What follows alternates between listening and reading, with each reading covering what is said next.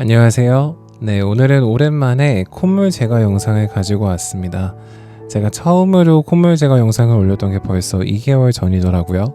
당시에 이제 스트릿 콧물 파이터 시즌 1 스코파를 되게 큰 야심작으로 준비를 했었는데 생각보다 저조한 시청률 이슈와 그리고 생각보다 많은 분께서 댓글로 귀지 제거 영상을 조금 더 선호하신다는 의견을 보고 당시에는 이제 유튜버에 데뷔한 지 얼마 안 된 신인으로서 여러분의 그 선호도를 조금 더 맞춰야겠다는 생각으로 귀지 제거 영상을 많이 올렸었고요. 물론 그 생각은 변함이 없지만 그래도 많은 분들이 아시는 것처럼 저는 사실은 비과 전임이 2년을 제가 전공이 끝나고 했을 정도로 코를 굉장히 깊게 팠던 사람이고 사실은 코를 굉장히 좋아하는 사람입니다. 그래서 이제 코와 관련되어서 여러분께 보여드리고 싶고 알려드리고 싶은 것도 많기 때문에 오늘 오랜만에 이렇게 코와 관련된 영상을 준비하게 되었습니다. 네, 지금 우측 비강 제거하는 걸 먼저 보셨고 좌측 비강을 보고 계시고요. 이 친구는 11살 초딩 친구입니다. 굉장히 끈적이는 양상의 콧물들이 나오고 있고 비중격과 하비갑계 사이로 지금 콧물을 제거하는 모습을 보실 수 있고요. 이런 구조들에 대한 거는 제가 첫 영상에 자세히 알려드렸으니 한번 보고 오시면 조금 더 보시는데 잘 이해가 되실 것 같습니다. 네, 두 번째 케이스도 11살 우리 초딩 친구고요. 이 친구는 콧물이 조금 더 노란 것을 보실 수 있는데요. 이게 어느 쪽 건지 혹시 아실 수 있을까요? 네, 비중격과 하비갑계 구조의 이 관계성을 보시면 되는데 네, 좌측입니다. 맞추셨다면 축하드리고 네, 지금 비강의 바닥을 따라서 쭉 뒤에까지 가고요. 이제 뒤에 고여있는 콧물들을 빼고 있는 모습입니다. 네, 굉장히 끈적이고 노란 콧물들이 시원하게 나와주고 있습니다. 비인두까지 왔고요. 여기 보이는 구조는 이제 아데노이드라고 하는 구조가 되겠습니다. 이렇게 잘 제거를 해주고 있고 이제 하비갑계 위쪽으로 가서 중비갑계 쪽을 봤고요. 이제 우측으로 넘어왔습니다. 네, 우측은 벌써 입구부터 콧물들이 제거가 되고 있고 코딱지가 있어서 제거를 좀 해주고요. 하비갑계와 비중격 사이에 이제 바닥을 따라서 쭉 가면은 뒤에까지 왔고요. 좌측보다는 콧물이 좀 더 적은 모습입니다. 네, 세 번째 케이스는요. 13살 초딩 친구가 되겠고 네, 방금 보셨던 케이스와 좀 비슷하지만 더 진해 보이는 노란 콧물이 나오고 가끔 콧물을 빼다 보면은 이렇게 마치 홍수가 난 것처럼 나오고 있는데 이건 되게 짧은 케이스였네요. 네 번째 케이스는 이제 50대 환자분이셨고 지금 우측 비강에서 콧물을 제거하고 있습니다. 끈적이는 코가 나와주고 있고 저는 가끔 이렇게 화면상 요게 콧물들이 막 이렇게 다가오는 걸 보면은 이렇게 헤일이 덮쳐서 이렇게 물이 덮치는 그런 게 막 상상이 되더라고요. 도망가는 입장처럼. 네, 저만 그런가요? 저만 그렇다고요? 네, 알겠습니다. 아무튼 콧물을 제거할수록 이제 안쪽에 고여있는 콧물들은 확실히 조금 더 성상이 짙고 이제 뒤쪽을 가면은 노란 코도 일부 보이는 것을 볼 수 있습니다.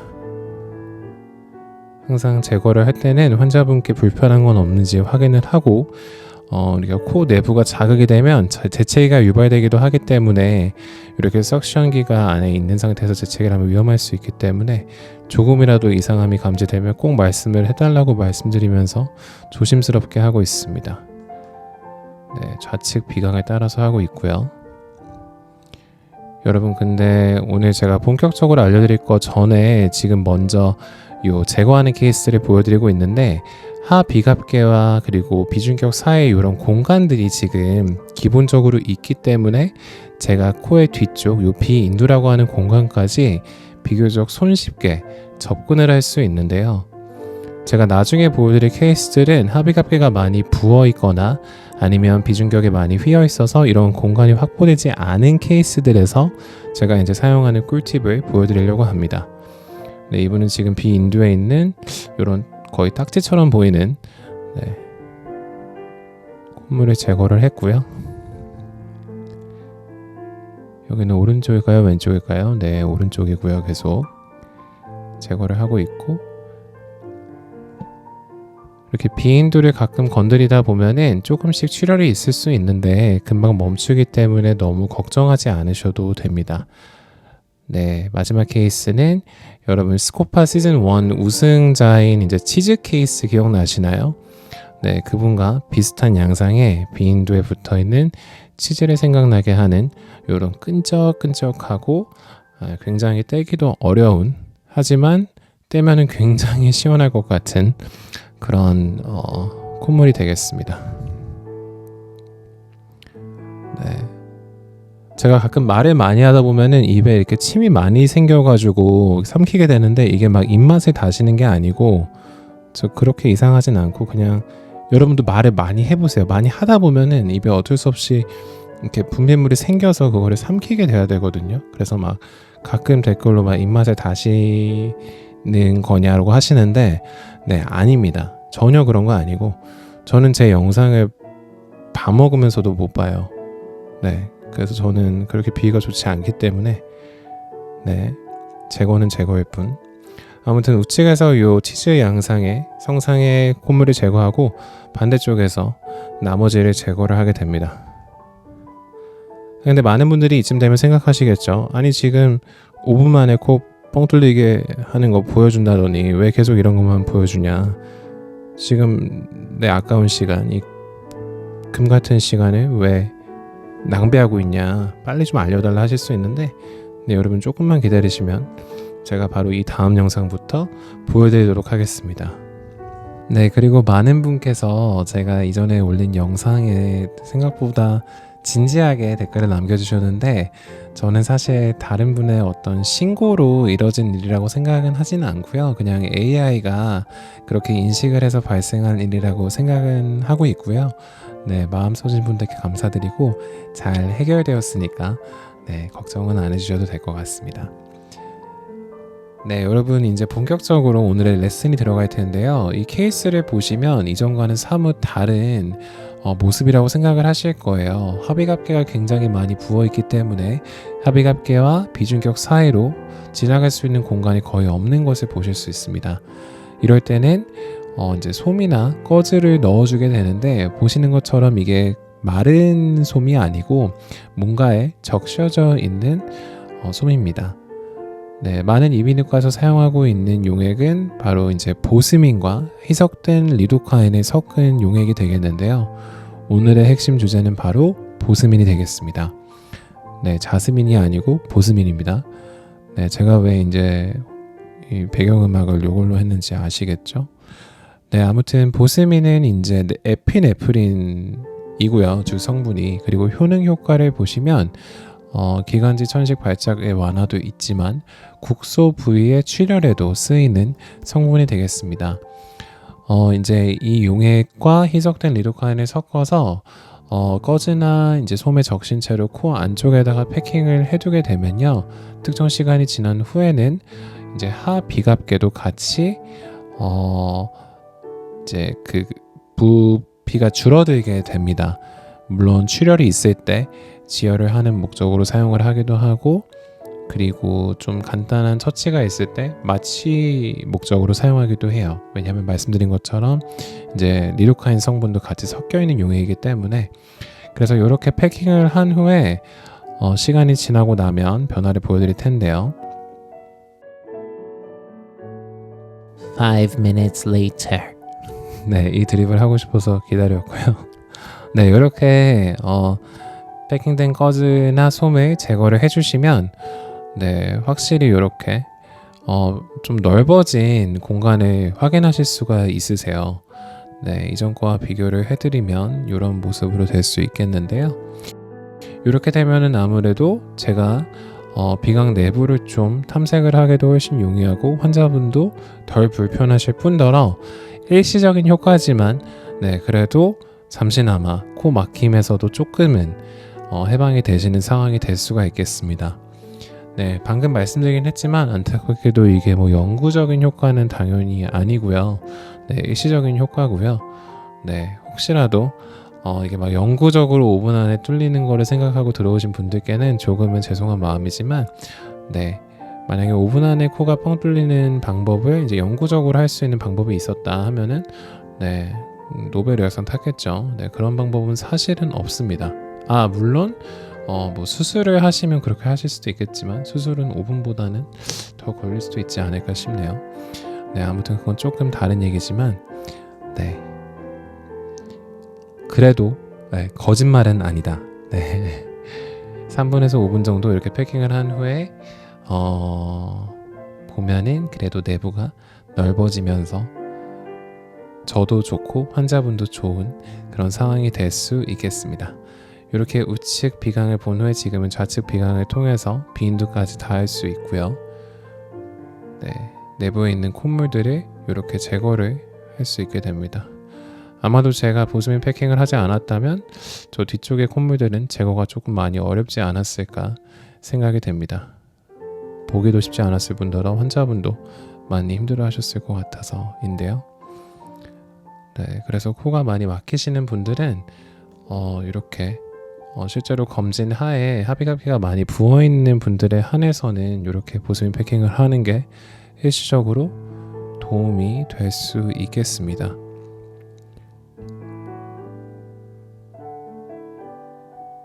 네, 이렇게 검진을 마친 모습이고요. 네, 보스민 패킹 두 번째 케이스입니다. 두 번째 케이스도 보시면 합의각계가 좀 많이 부어있는 걸 보실 수가 있고, 먼저 우측에 이렇게 패킹을 해주시고요. 그 다음에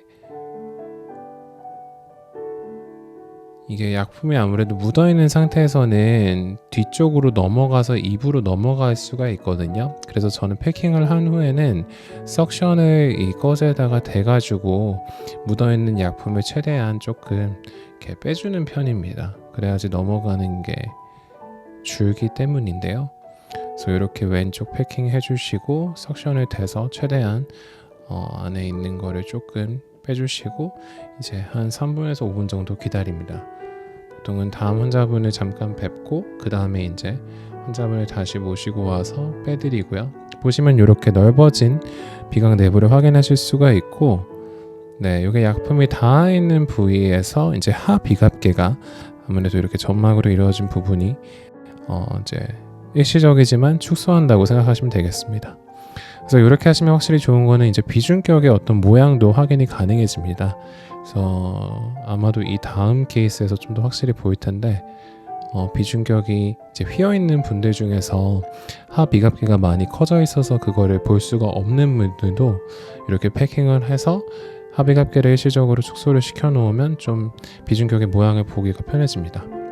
요분은 제가 전 사진이 확실하게 있지가 않은데 안타깝게도 이분은 딱 이렇게 말씀을 하실 때 이미 코가 굉장히 뭔가 꽉 찬 듯한 그런 소리로 얘기를 하셨었고, 실제로 봤을 때도 내부에 콧물이 굉장히 많아 보이셨어요. 근데 이제 하비갑계가 많이 부어있는 상태에서는 코 안으로 뭔가 내시경이나 석션을 넣는 것이 많은 불편감을 유발할 수 있기 때문에 최대한 이렇게 축소를 시키고 하면 그만큼 환자분이 편하게 이 치료를 받으실 수 있겠다는 생각이 되어서 이렇게 패킹을 했고요.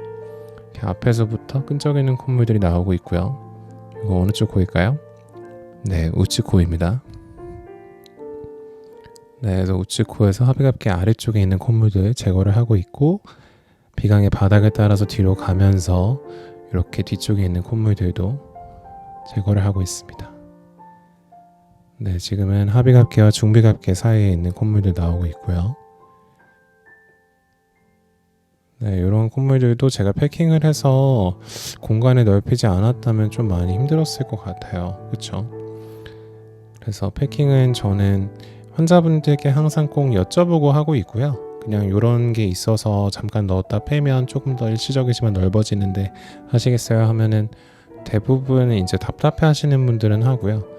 그리고 저는 하다가도 불편하시면 그냥 중단하기 때문에, 네, 물론 그랬던 분은 없으시지만 좌측 코로 왔고요. 비강의 바닥을 따라서 쭉 뒤에까지 가다 보면 많은 양의 콧물들이 이렇게 나오고 있습니다. 저는 사실 제가 막 이렇게 비염이나 뭐 축농증을 심하게 앓았던 적은 없어서 이런 경험을 제가 겪어보진 않았는데, 네, 그래도 감히 추측을 해보자면 많이 시원하시지 않을까 생각이 됩니다. 그리고 환자분들도 만족도가 좋으신 것 같아요. 가끔은 이제 비인두 쪽은 아무래도 좌측으로 가든 우측으로 가든 뒤에가 연결이 되어 있어서 제가 한쪽을 통해서 비인두에 있는 콧물들을 다 제거하고 반대쪽에서 해도 어차피 제거할 게 없기 때문에 하지 않으면 가끔 이렇게 좀 반대쪽 안 해주시는지 물어보는 환자분들이 계시더라고요. 아무래도 시원하셔서 그런 게 아닐까라고 저는 생각을 하고요. 이 케이스도 이제 보습민 패킹을 하고 있고, 이분의 케이스는 조금 특별한 점은 이분은 이제 50대셨는데 저는 처음에는 단순히 이제 코가 부어 있으시고 코가 막힌다고 하셔서 이렇게 패킹을 해서 일시적으로 코로 좀 숨 쉬는 게 편하게 하시기 위해서 했던 거가 큰 목적이었는데요. 이제 보시면 아시겠지만 이렇게 함으로써 제가 추가적으로 확인을 할 수 있는 좀 구조들이 있었습니다. 네, 이렇게 일단 우측 비강의 경우에는 네, 콧물이 조금 보이는 것 외에는 특별한 게 없는데요. 좌측의 경우에는 이렇게 뒤에 보시면 물혹이 확인이 됩니다. 네, 폴립이라고 부르기도 하고 한국말로는 이제 비용이라고 부르기도 하는데요. 네, 그래서 환자분은 오랜 시간에 이비인후과 다니셨는데 저희 병원 오신 지 얼마 안 되신 분이신데 제 왼쪽 코에 이렇게 물혹이 있다는 거를 처음 들으셨다고 하셨어요. 어려우셨겠죠. 이렇게 패킹을 하지 않는 이상 내부를 보기가 어려우니까요. 그래서 잘 확인이 되었던 케이스고, 그렇다면 좀 더 오랜 시간 동안 코를 관리하는 방법이 없을까 궁금해하시는 분들이 계실 텐데요. 비염을 관리하는 방법에는 먹는 약도 있고요. 그리고 코에 뿌리는 비강용 스프레이도 있고요. 코 세척도 있겠습니다. 결국은 크게 이 세 가지 방법 중에서 환자분께서 편하시고 잘 듣는 방법들의 조화를 찾아가시는 게 저는 비염 치료의 핵심이라고 생각을 하는데요. 비강 스프레이 같은 경우에는 이제 스테로이드 성분이 들어가 있다 보니까 많은 분들께서 조금 사용에 조심스러워 하시는 부분이 있으신데, 사실은 비강 스프레이는 국소 스테로이드 제제거든요. 그래서 우리가 먹는 스테로이드나 아니면 주사로 맞는 스테로이드처럼 전신에 영향을 미치는 건 굉장히 낮기 때문에 장기간 사용하셔도 괜찮습니다. 오히려 약국에서 파는 스프레이들 중에서 이제 옥시메타졸린 성분이 들어가 있는 스프레이들은 장기간 사용하시면은 좋지 않고요. 오랜 기간 사용하시면 불응성 비염이라는 상황까지 이르게 되는데, 그런 경우에는 이제 오히려 약을 쓰셔도 코 막힘이 해결이 잘 안 될 수 있겠습니다. 코에 뿌리는 스프레이를 사용하실 때 주의하실 점은 코의 가운데 쪽 비중격을 향하게 뿌리시는 것보다는 이 물질의 타겟이 되는 하비갑계 쪽인 이제 코의 바깥쪽 방향으로 향하게 분무를 해주시는 것을 추천드리고요. 약국에서 파는 스프레이만큼 효과가 직방은 아니지만 그래도 5일에서 7일 이상 사용하시면 효과를 보실 수 있기 때문에 조금은 인내심을 갖고 긴 시간에 사용해 주시는 것을 추천드립니다. 네, 오늘도 긴 영상 봐주셔서 감사드리고요. 많은 비염인들 분께서 조금 더 편안하고 숨쉬기 시원한 그런 생활을 하시게 될 수 있으면 참 좋겠습니다. 이번 한 주도 잘 보내시길 바라고요. 네, 좋은 밤 되시길 바랍니다. 조떼꾸알 잘 자요.